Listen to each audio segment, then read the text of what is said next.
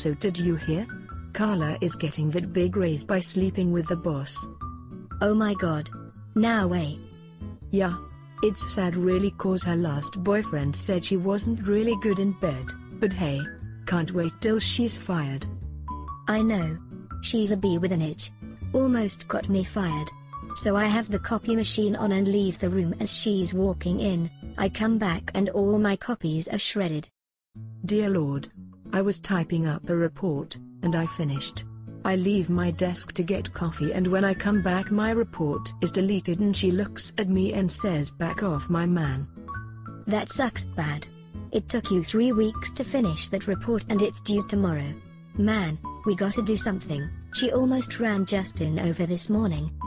Yeah, I know, but we don't gotta do nothing. Justin reported it as a hit and run. His leg was already broken so that worked out perfectly. Oh, the poor, sweet Carla.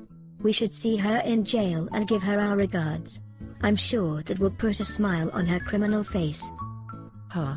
Yeah. The boss gave me more time on my report when I explained that Carla deleted it for no good reason. Good one.